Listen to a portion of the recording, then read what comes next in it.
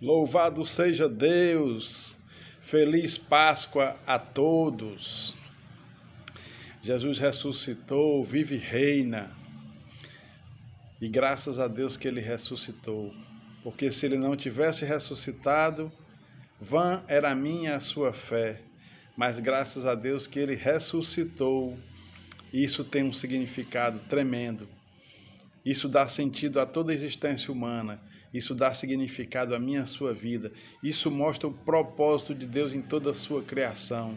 O seu amor, o seu perdão. Deixa eu te perguntar algo. Você acredita que alguém pode contar uma história que ainda não aconteceu? Claro que não. Se ela não aconteceu, como é que eu vou poder contar? Mas existe uma história que só o Todo-Poderoso poderia contar antes dela acontecer, por revelação, por inspiração, pelos profetas. E é a história de Jesus Cristo, a revelação do Verbo que se fez carne, que habitou entre nós e nós vimos a sua glória, cheio de graça e de verdade. Entendeu? Então, Deus nos revelou pela sua palavra, pela Escritura, a mais linda, mais bela história de paixão, de sacrifício, de renúncia, de amor perfeito, verdadeiro, justo, fiel, santo. Louvado seja o nome do Senhor. Isaías 53 diz assim: quem creu em nossa pregação e a quem foi revelado o braço do Senhor? Porque foi subindo como renovo perante ele, como raiz de uma terra seca, não tinha aparência nem formosura. Olhámo-lo, mas nenhuma beleza havia que nos agradasse. Era desprezado e o mais rejeitado entre os homens, homem de dores e que sabe o que é padecer. E comum de quem os homens escondem o rosto, era desprezado e dele não fizemos caso. Certamente ele tomou sobre si as nossas enfermidades e as nossas dores levou sobre si. E nós o reputávamos por aflito, ferido de Deus e oprimido. Mas ele foi traspassado pelas nossas transgressões e moído pelas nossas iniquidades. O castigo que nos traz a paz estava com ele, e pelas suas pisaduras fomos sarados. Louvado seja o nome do Senhor. Tragada foi a morte na vitória. Onde está a morte, o teu aguilhão? Ele encravou na cruz todo o escrito de dívida, porque está pago, está feito, está consumado. Ele nos redimiu, ele nos salvou, ele nos comprou, ele nos lavou com o seu sangue. Ele é o Filho de Deus, ele é o Cordeiro de Deus que tira o pecado do mundo.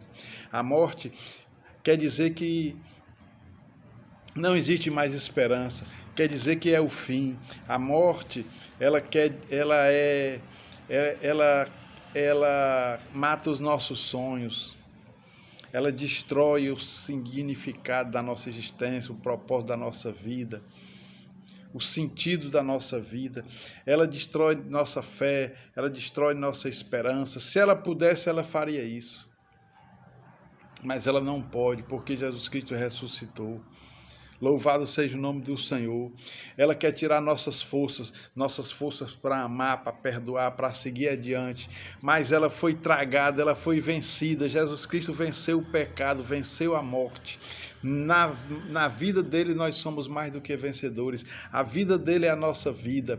A morte dele é a nossa morte. A ressurreição dele é a nossa ressurreição. Nós somos feitos filhos de Deus. Todos nós os que cremos no sacrifício de Cristo, em quem ele é, no que ele disse, principalmente no que ele fez, na nova aliança que foi feita no seu sangue, um sangue fiel, justo e verdadeiro. Louvado seja o nome do Senhor, porque pela graça sois salvos mediante a fé, isto não vem de vós, nem de obras, para que homem nenhum se glorie, mas Deus preparou as boas obras para que nós andássemos nela. Ele nos selou com o seu Espírito Santo, nós somos sua igreja, seu corpo, ovelhas marcadas.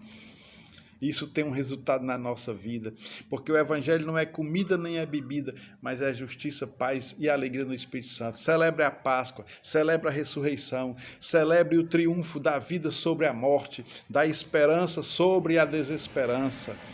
Celebre a alegria, o triunfo da alegria dos frutos do Espírito, das bem-aventuranças, da novidade de vida, de ser feito uma nova criatura, de nascer de novo, o vinho novo em odres novos. Você é corpo de Cristo, você é salvo, você está pleno, você está debaixo da graça, a graça que derrama força, derrama sabedoria pelo Espírito Santo, que gera vida, porque a vida só pode ser gerada pelo Espírito Santo, mediante a fé na sua palavra.